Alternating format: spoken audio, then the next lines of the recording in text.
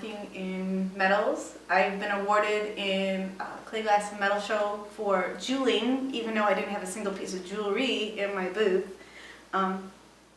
What I describe it as 2- and 3-dimensional non-functioning jeweling, and somebody actually made a joke about it being house jewelry, which makes a lot of sense when you see it. It's very ornate and very decorative. I believe there's beauty in simplicity, and so with some of these simple forms, but it's very simple beauty and elegance.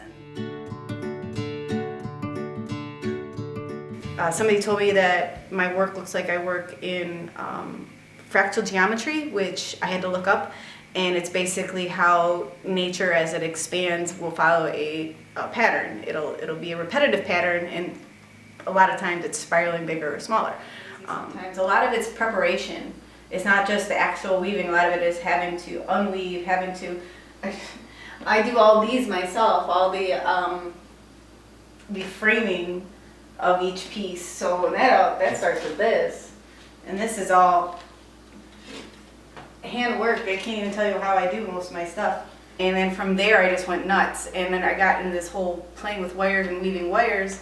And originally we were stripping wire, buying wire and stripping it and then unweaving it, which I'm doing with this 12-string speaker wire. And I literally take it all apart.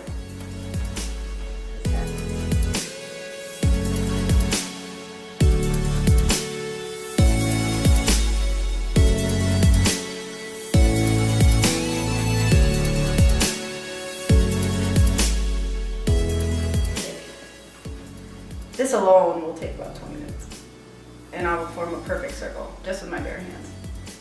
And that's part of the process. And then I unweave the wires one by one, and then I reweave. And then if I'm doing something complex with a mathematical pattern, I have to organize 32 little tiny strands, know where they're all at, and then get them set up almost in a fan, and then go from there.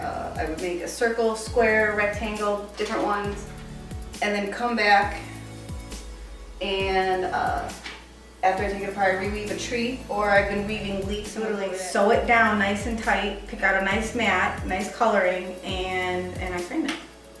I mat and frame in different styles to try to embellish the pieces. A lot of white on white.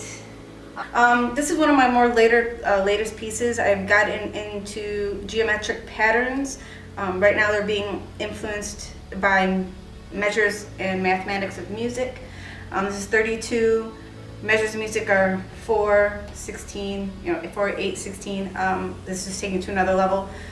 Under those theories or mathematics, I figured if I did a weaving with the same numbers, that it would, if I got my basic pattern, and then in other pieces, I reworked the pattern, and then it came back together mathematically.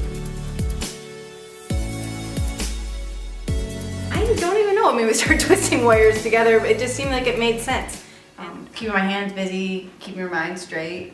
And I just started, I was a very creative person, and I was playing with clay and stuff. And when I started making this, it just all kind of came out. I think it also, because it's not shocking. And some people think art should evoke something, and it does, but it does in a very calm way. And it does in a very, I think it reflects their own personal soft spots, almost, because somebody told me once I was doing this for looking for inner peace, and I think me expressing my inner peace helps other people see theirs. Maybe it is a part of you, and trying to be normal sometimes is more painful than being told you're weird. I don't know, it's like something you can't deny yourself. With the metal and working with my hands like this, it's extremely therapeutic. I have a very busy mind, and when I have metal in my hands, it stops.